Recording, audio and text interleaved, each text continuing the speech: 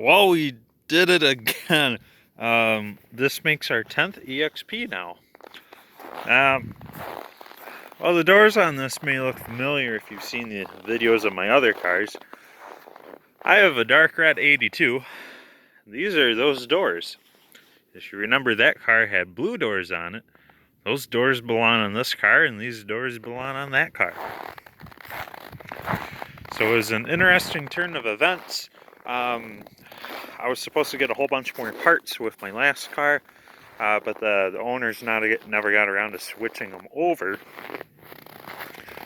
And then they started really thinning out their EXP collection, so I just took this one and all the spare parts I was originally supposed to get, and now I'm all settled up now. Plus one car. So this is an 82 EXP. At some point along the line, someone put a bubble back on it. So this could be from an 84 to 85 EXP or an 82, 83 LN7. Not too sure which, because underneath the blue paint, it's just gray primer. You can't really tell what's beneath that. So what might be light blue from a 82 LN7. Totally possible. But when you pop open the glass, this outside paint is the same thing on the underside of the deck lid. And it is this shiny metallic blue. It's a cool color. It looks like crap on camera, but that's just because there's so much frost and dirt on this thing. It's just not looking nice on camera. It's a neat color in person, but it doesn't look good on an EXP. Not gonna lie, it just don't look good.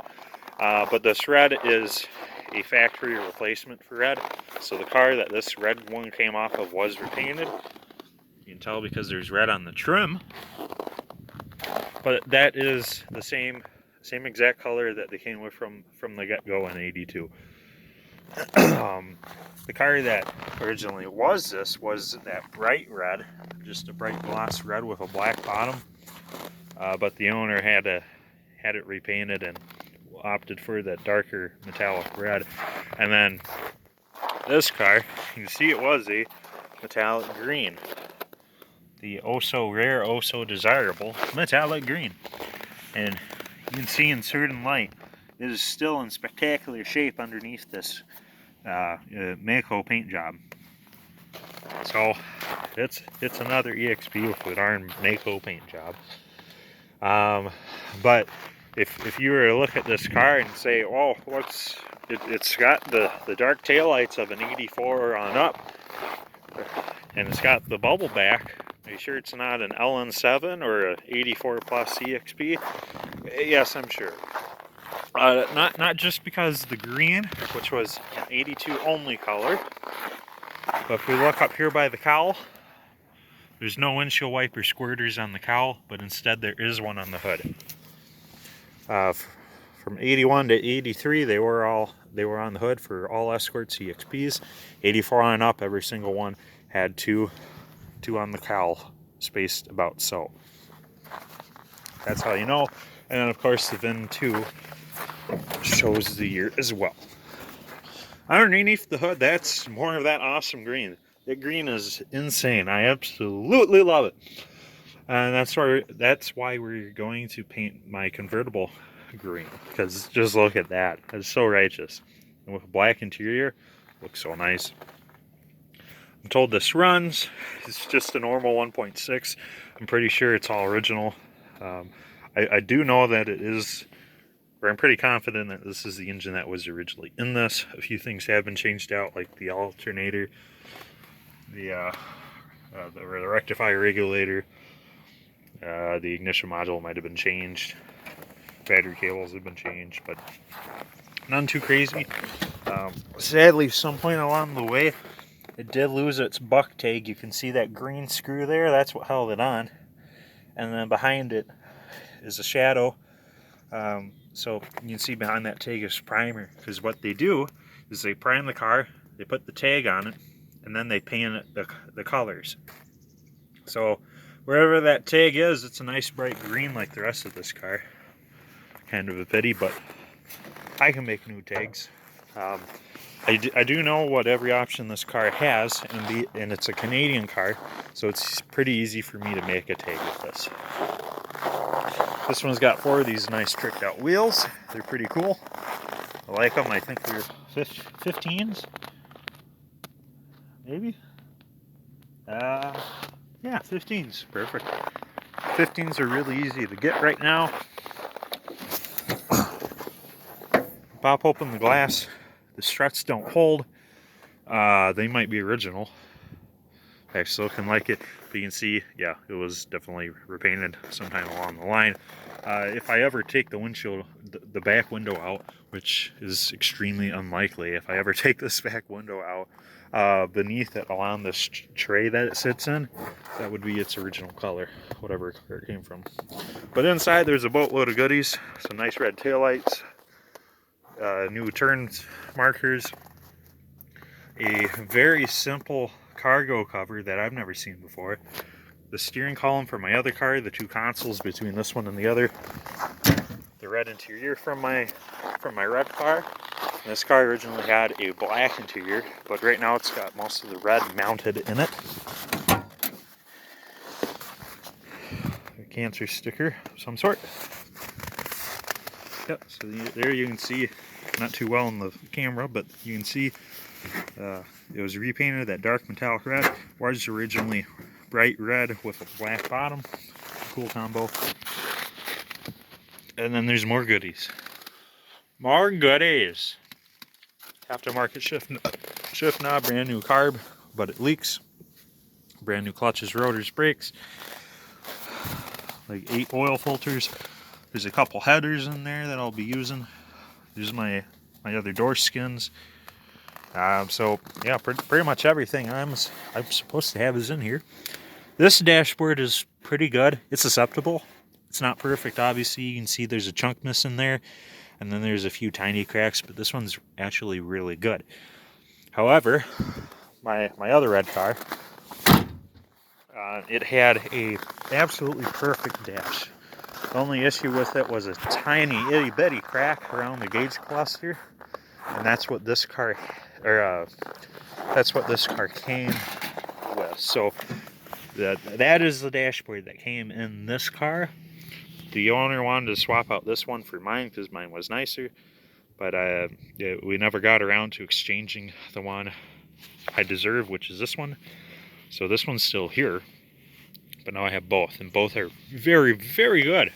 Steering wheel's real nice. Yes, it looks a little rusty, but the foam vinyl wraparound thing is very nice.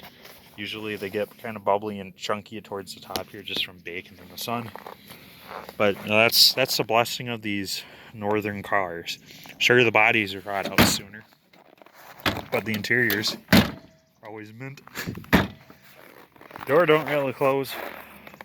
It's not too big of an issue. The doors that were originally on it were a little rough towards the bottom. That's why they were swapped out. But the shell is in fantastic shape. The only issue I have with it, though, is I don't think I have a title for it. But some of you might be wondering what this wing is for. That is for a Toyota MR2. I presume a late 80s one. Judging by how kind of curvy that spoiler is. But they got this because they thought it would fit on the notchback EXP. And it looks a little long, but then the other issue is here on the ends, they're almost perfectly straight. But on the deck lids of these EXPs, you can see it tapers out. It tapers in. Tapers in a bunch. It's probably a little better on the notchback. The hatches are totally interchangeable, but because of where this window is. I think that'll be more amped to fit on the notchback. With that guy, it would interfere with this window in a number of places. That's not an issue. I do have a turbo spoiler, one, and it is in pretty good shape. So we will do something with that, and we will do something with this. And then, came with the car, big frickin' fart can from like a Honda Civic or something, along with a few spare wheels from a Civic that they thought would fit this, but it don't.